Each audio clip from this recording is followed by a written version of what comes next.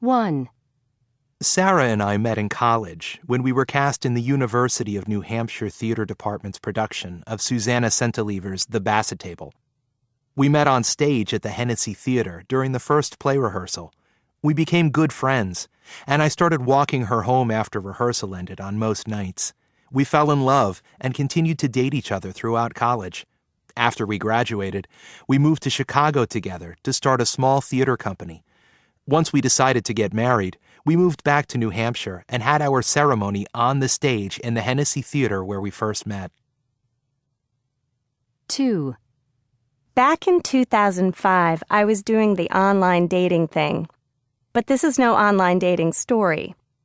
One morning, I received an email from a guy named Dan in Chicago. Apparently, he thought I was the perfect match for his friend Greg in Boston. I can't remember whether I was feeling really optimistic or really desperate that morning, but I agreed to email Greg. We exchanged a few emails, met, and got along really well. I thought it was amazing that Greg's friend was able to pick me out of thousands of women. Well, it turns out that Dan wasn't so amazing.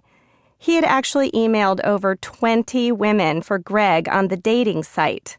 So, to all of the women out there who didn't respond to Dan and take a chance on Greg, thank you. He is the love of my life, my husband, and soon-to-be father of my first child. 3. Pete and I were both single, and we used to go to clubs together on Saturday night. But then he started going out with a girl who he had met at work. After a few weeks, he said to me, "Why don't you come out with us on Saturday? My girlfriend is going to bring one of her friends." To be honest, I wasn't all that enthusiastic about the idea. I'd never been on a blind date before, and I just couldn't imagine it would be a success. On the evening of the date, I was feeling very pessimistic, and I almost canceled. Pete and I had arranged to meet the girls in a club. We got to the club early, and I remember my friend saying, "Here they are now." I looked toward the door, and I thought, well, I really hope the girl on the right is my date. Fortunately, she was. The evening went really well, and 2 years later, we got married. Pete and his girlfriend got married too, and we're still good friends. We usually meet for dinner about once a month.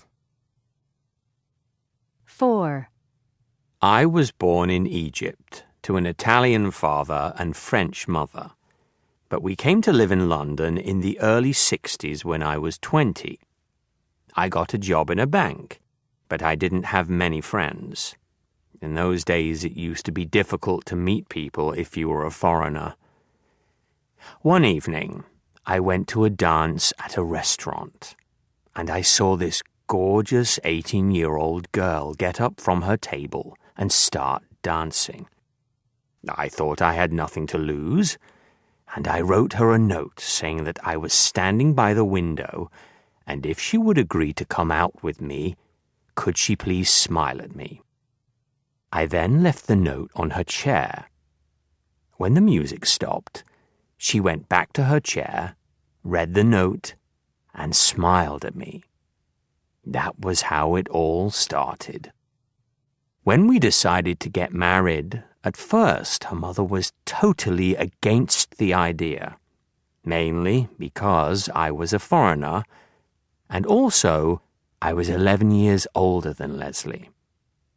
But little by little, she got to like me, and in the end, she treated me like a son.